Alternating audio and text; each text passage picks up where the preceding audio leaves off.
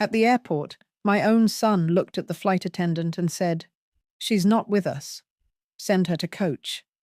In that moment, I felt invisible. But just minutes later, the captain stepped out, and one word from him silenced everyone. "My name is Marion Holt. I'm 72 years old, a retired businesswoman, a widow, and a grandmother. Life hasn't been easy, but I learned long ago that difficulty doesn't mean defeat. It means endurance.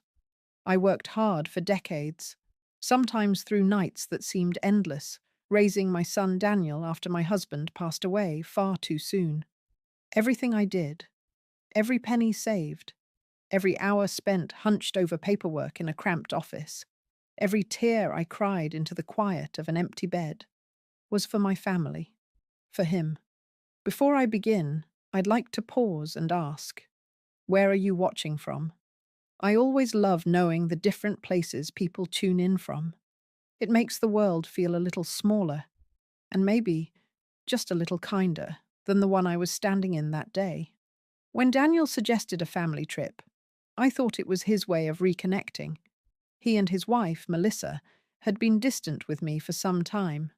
Polite, yes, but with a sharpness underneath, as if my presence was a burden they tolerated rather than embraced.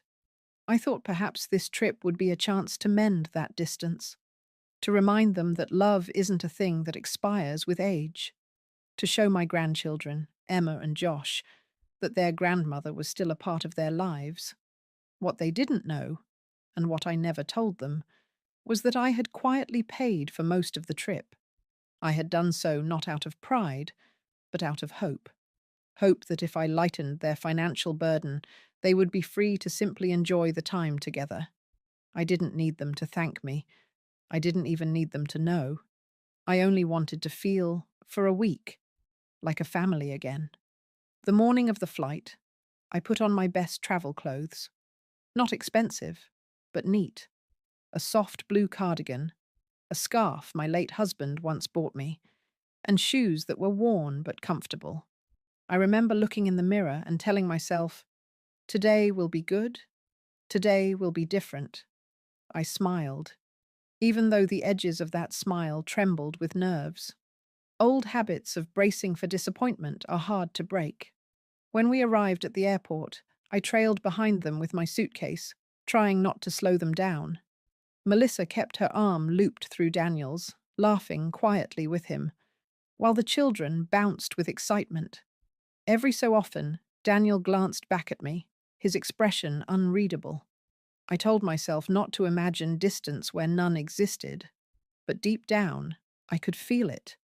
The invisible gap between us widening with every step we took toward the gate. Airports always make me think of journeys I once dreamed of taking with my husband. We had planned to travel once Daniel was older, to see places we had only read about in books. But life rarely unfolds as planned. Illness came, bills piled up, and suddenly those dreams had to be shelved. Still, I never lost the magic of watching planes lift into the sky, carrying people toward possibility. That morning, I clung to that magic, convincing myself that maybe, just maybe, this flight would lift us towards something better as a family. But as we stood in line for boarding, my heart started to sink. Daniel and Melissa stood close together with the children in front, and I felt like an afterthought at the end of the line. I tried to remind myself that travel is stressful, that people get snappy in airports. I wanted to believe that the coolness I sensed from him was just nerves. Yet there was a part of me, an old mother's instinct, that whispered otherwise. I had no way of knowing then that the humiliation waiting for me was not accidental.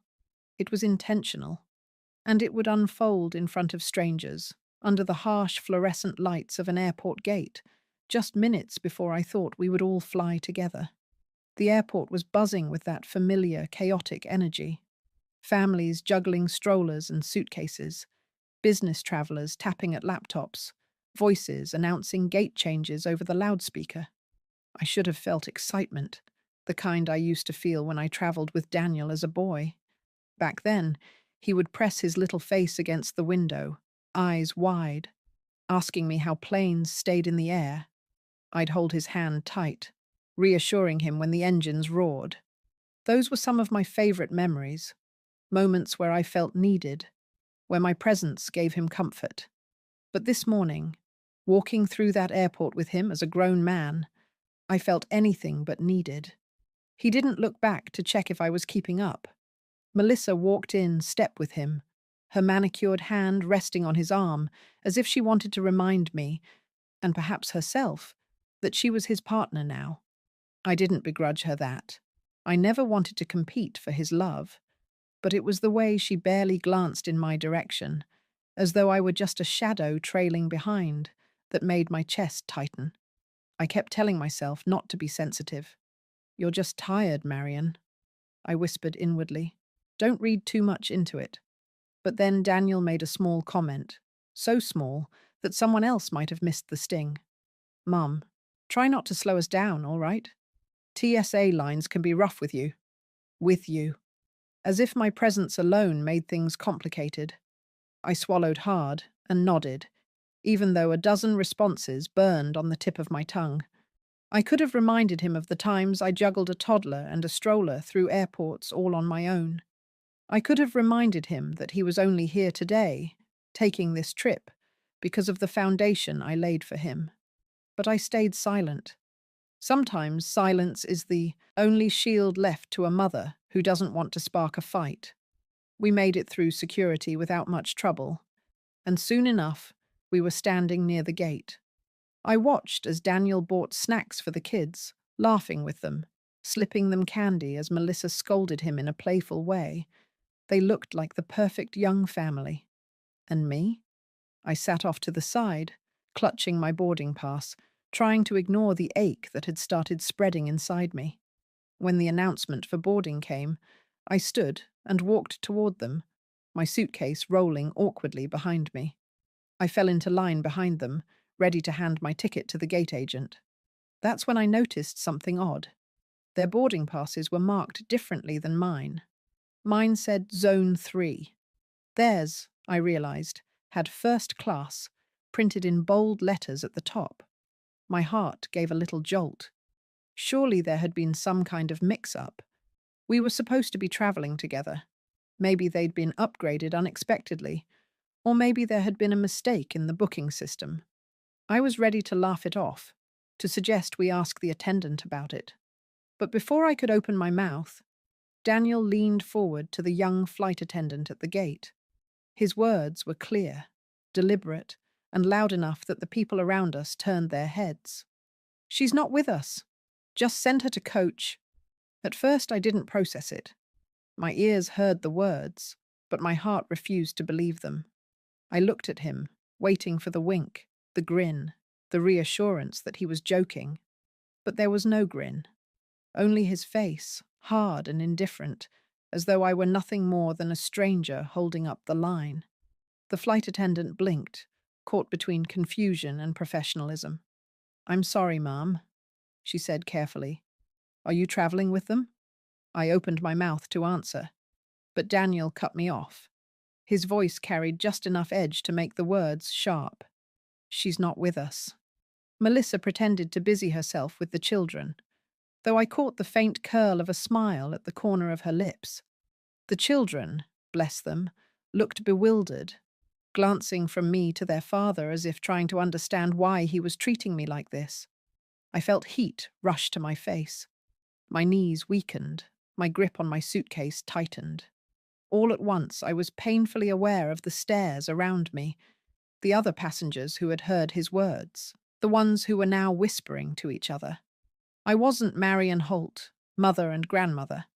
I was just the woman who didn't belong.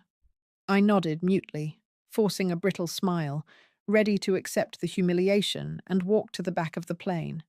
Because what else could I do? Argue? Beg? I'd been humiliated enough times in my life to know that sometimes the only way to survive is to keep your head down and keep walking.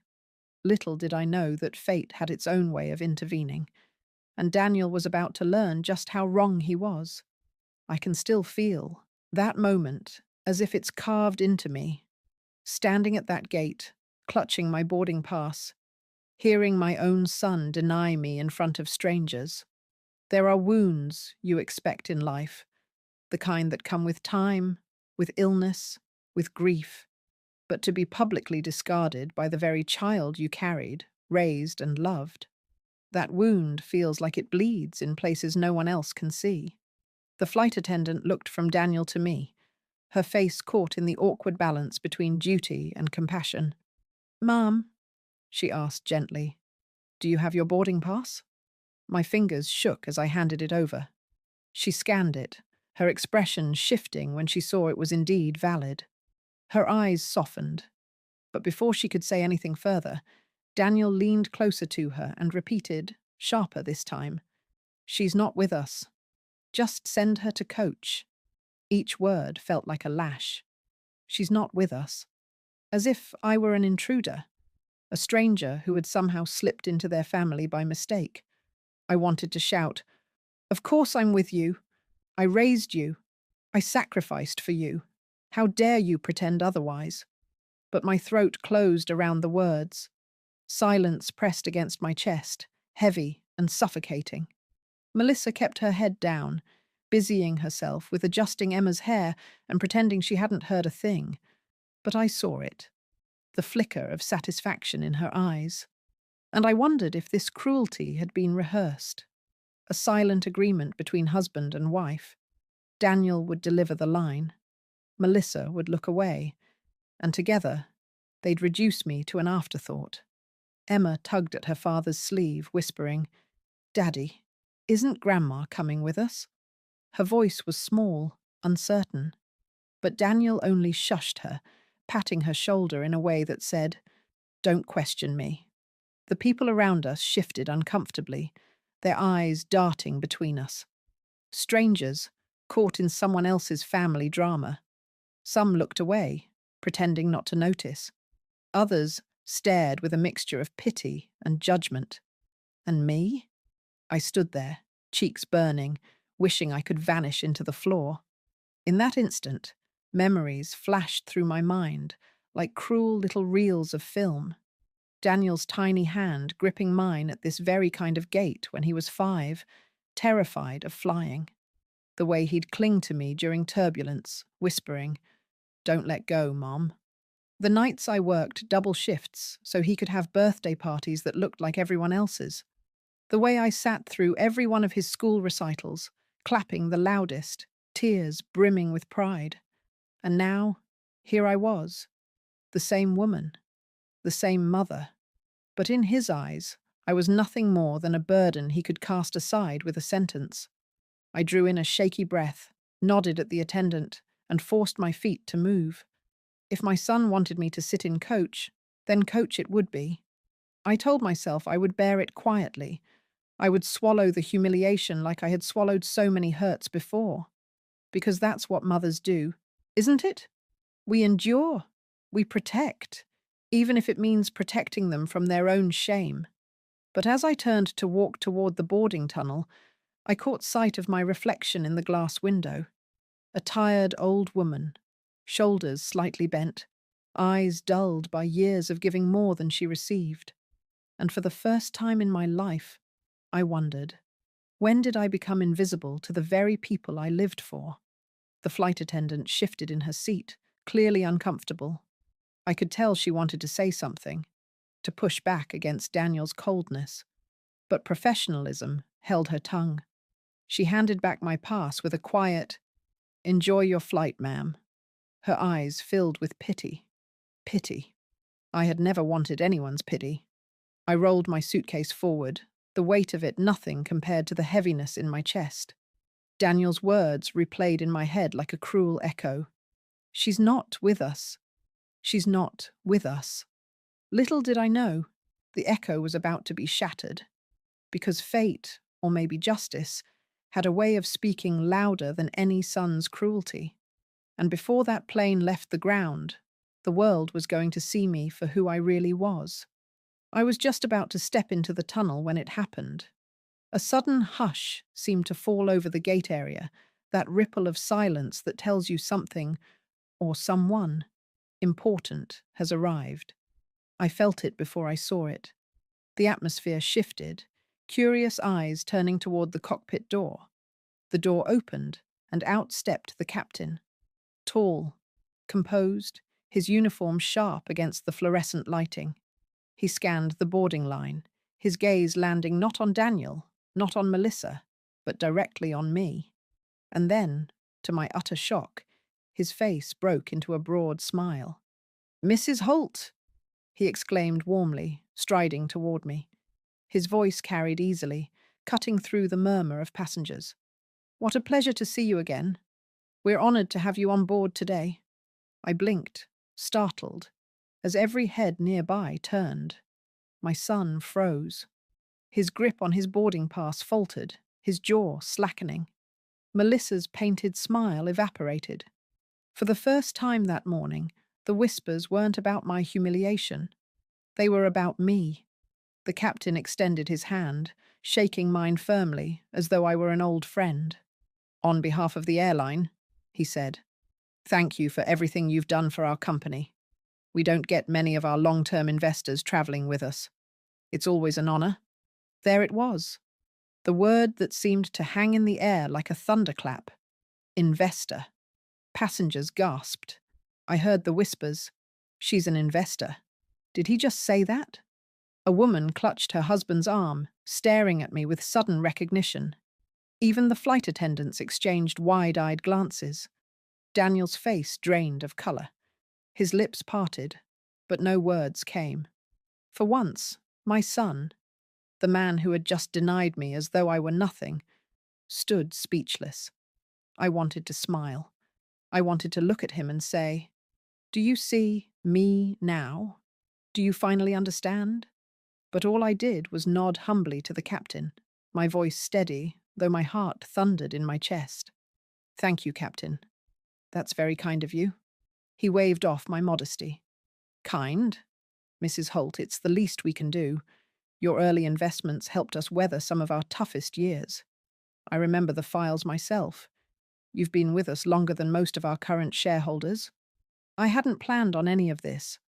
I never told Daniel, never told Melissa. I never bragged about the stocks I bought decades ago, back when this airline was barely scraping by. My husband, God rest his soul, had taught me to be wise with money. "Think long-term, Marion," he'd always say. "Don't spend for the moment, invest for the future." So I had, quietly, steadily. And when the company grew, my shares grew with it. I wasn't wealthy beyond imagination, but I was comfortable enough to ensure my old age would not be spent in want. And apparently, comfortable enough to have the captain of this flight recognize me in front of my own family. "Please," he said, gesturing with a courteous bow. "Come with me. First class is ready for you." The attendant, who had moments earlier looked at me with pity, now looked at me with awe. She nodded quickly, almost reverently, guiding me past the gate. Behind me, Daniel sputtered, "Wait, she's with us?" But his words died in the air, because now the entire boarding area knew the truth. The mother he tried to cast aside wasn't just with them. She was above them. Melissa lowered her gaze, cheeks flushing red, while Emma and Josh stared at me wide-eyed, as if seeing me for the very first time. As I followed the captain toward the cabin, the eyes of strangers burned warmly into my back, not with pity this time, but with respect. And though my heart still carried the sting of my son's betrayal, I felt something stir inside me. A reminder, a validation. I wasn't invisible. I never had been. The hum of the jet bridge echoed as the captain led me forward, his steps confident, mine a little unsteady. Not from age, but from the weight of what had just unfolded. Behind me, I could almost feel Daniel's embarrassment radiating like heat. He had wanted to distance himself from me, to make me small in front of strangers. Instead, the world now saw him for what he truly was, a man ashamed not of his mother's seat, but of his own actions. When we stepped into the cabin, the flight attendants greeted me as if I were royalty. "Mrs. Holt, welcome aboard," one said with a genuine smile, gesturing toward the spacious first-class section. "We'll make sure you're comfortable." I lowered myself into the wide leather seat, running my fingers along the armrest.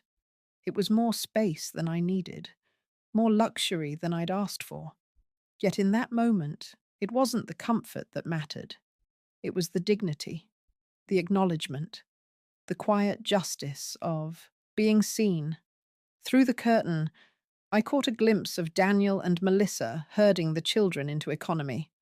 Their faces were drawn tight, Daniel's jaw clenched, Melissa's lips pressed into a thin line.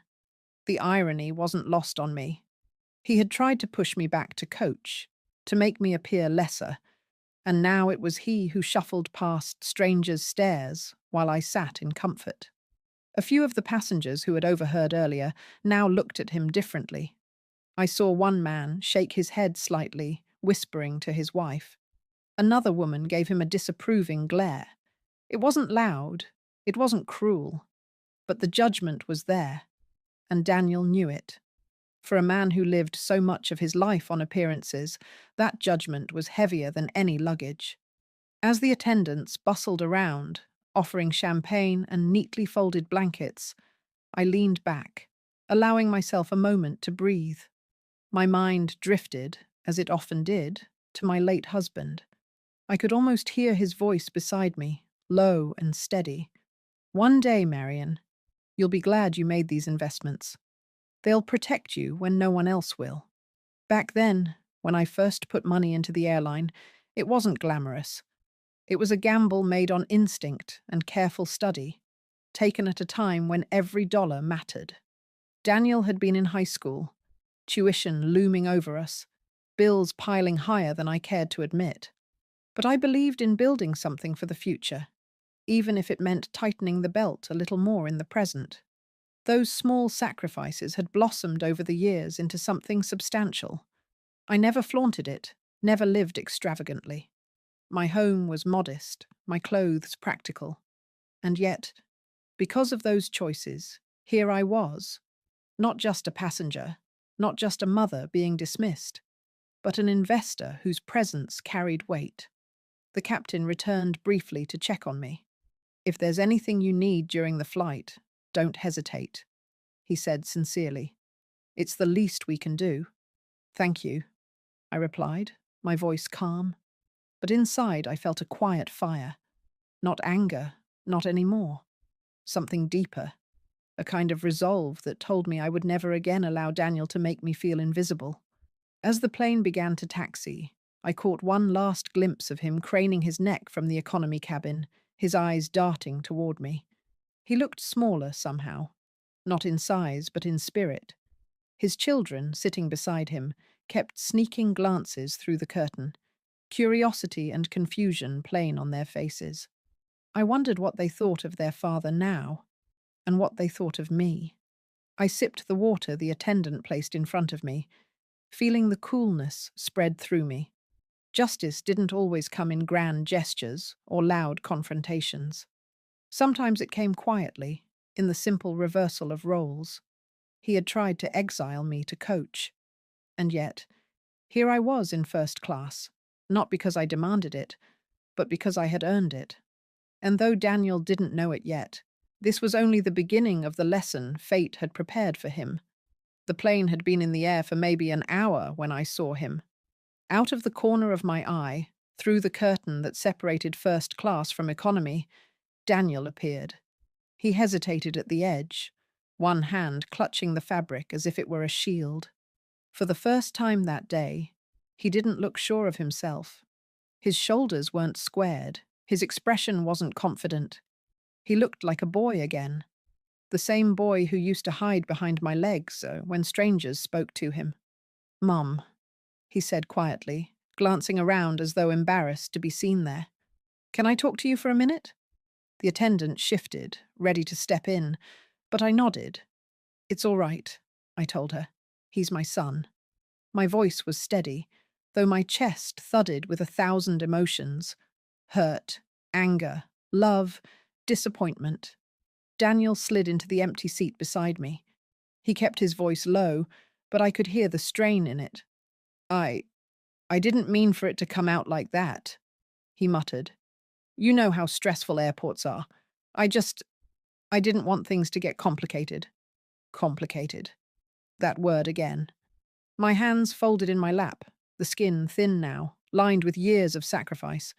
I looked at him, really looked at him, at the man he'd become, at the boy I remembered, and at the gulf between the two. Complicated? I repeated, my tone soft but firm. Daniel, you told a stranger I wasn't with you. You stripped me of my place in this family with one sentence. Do you realize what that felt like? He shifted uncomfortably, his jaw tightening. Mom, I was just trying to make things smoother for boarding. No, I interrupted, my voice firmer now. Don't lie to me. You weren't smoothing anything. You were cutting me out. Do you think I didn't see the way Melissa smirked? Do you think I didn't feel the stares of strangers? You humiliated me. Your own mother. His eyes darted away, guilt flashing across his face. For once, he didn't have a defense ready. I leaned back in my seat, memories tumbling through me, spilling into words I'd held back for too long. I worked double shifts so you could go to school without worrying about bills. I skipped meals so you could eat seconds. I sat at every recital, every game, cheering louder than anyone else. I carried you through a life that wasn't easy. And now you want to carry on as if I'm just an inconvenience to be pushed aside? His lips parted, but I pressed on, the words trembling out of me with years of weight. You may see me as old, as someone who slows you down. But don't forget, Daniel, everything you stand on today, every comfort you enjoy, is built on my back. And instead of gratitude, you've given me shame. His eyes flicked up to mine then, glassy and wet. But he said nothing. For once, silence was his. From behind the curtain, I noticed two small faces peeking through, Emma and Josh, my grandchildren. Their wide eyes caught mine, filled not with judgment, but with confusion. They were listening, absorbing every word. A part of me ached that they had to witness this, but another part knew it was important. Children should see truth, even when it's messy. Maybe especially then. I softened my tone, though not my resolve. Daniel, I don't need your apology. Not today. The truth has already spoken for itself. The captain, the attendants, even your children. They all saw what you tried to hide. You wanted me invisible, but you forgot who I am. He swallowed hard, his shoulders sagging. Mum, I'm sorry. The words were faint, but they carried years of unspoken tension. I studied him, searching for sincerity. Perhaps it was there, flickering beneath the shame. Or perhaps it was only the sting of being exposed. Either way, it didn't matter. I no longer needed his validation. I turned back to my glass of water, my voice calm. Go back to your seat, Daniel. Spend the flight with your family. I'll be fine right here. He lingered, as if waiting for me to relent, to offer him the comfort I always had. But I didn't. Eventually, he stood and walked away, shoulders bowed, the curtain falling closed behind him. I exhaled slowly, a weight lifting from me. For once, I hadn't swallowed the pain. I had spoken it. And in that moment, I felt stronger than I had in years. When the plane finally descended, the city lights twinkling below like scattered jewels, I felt a calmness I hadn't known at the start of the journey. The roar of the engines no longer frightened me, nor did the thought of stepping off into another airport filled with strangers. What stayed with me was the knowledge that I had reclaimed something that morning. Not just a seat in first class, but a piece of myself I had almost surrendered. As the tires touched down and the cabin filled with the rush of people gathering their things, I remained seated, watching Daniel and his family through the small gap in the curtain. He fumbled with the children's bags, his movements stiff, his face drawn. Melissa avoided my eyes entirely, her lips pressed thin, her body language rigid with embarrassment. The children, though, kept stealing glances at me. Emma with wide-eyed admiration, Josh with a hesitant smile. They didn't fully understand, but they had seen enough to know their grandmother was not someone to be dismissed. When the attendant opened the curtain for disembarking, Daniel hesitated. For a moment, I thought he might approach me again, perhaps to apologize once more, perhaps to bridge the gap he had created. But then he lowered his head and guided his family forward, slipping into the stream of passengers without a word. I gathered my own bag, slowly, deliberately. No rush, no frantic scrambling. I walked off that plane with my head high, my steps steady, and though no one clapped or cheered, the weight of respect in the glances I received from strangers was more than enough. Outside the gate, the cool airport air hit me.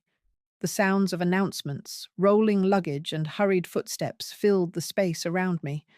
Yet inside, there was only silence, a silence that felt peaceful, not empty. I thought back to all the years I had poured myself into Daniel's life. The nights I stayed up sewing costumes for his school plays, the weekends I skipped rest to take him to practices, the times I denied myself little luxuries so he could have what he wanted. And then I thought of this moment, this public betrayal. The contrast cut deep. But strangely, instead of only pain, I felt clarity. I realized something important that day. Love and sacrifice don't guarantee respect. You can give everything and still be treated as if you are nothing. That truth stings, but it also sets you free. Because once you understand it, you stop begging for recognition that may never come. You start finding your worth in yourself. Walking through that airport, I carried my suitcase with a new kind of pride. Not because of the money I had invested, not because of the word investor that had silenced a room, but because I remembered who I was. A woman who had endured, who had built, who had loved fiercely, even when love was not returned in kind. I may have been betrayed by my son in that moment, but I was also seen by strangers, by my grandchildren, and most importantly, by myself. And to you, listening now, wherever you are, whether you're in your kitchen, your living room, or lying awake in bed, I want you to remember this. Do not let anyone make you feel small. Not your children, not your spouse, not society. You are the sum of every sacrifice, every victory, every quiet act of endurance you've carried through your years. That cannot be erased by one cruel sentence. At the airport, my son thought he could push me aside, send me to coach, and pretend I wasn't with him. But the world saw me for who I truly was, and so did he. And that was enough. Thank you for listening to my story. And before you go, I'll ask once more, where are you watching from? I'd love to know.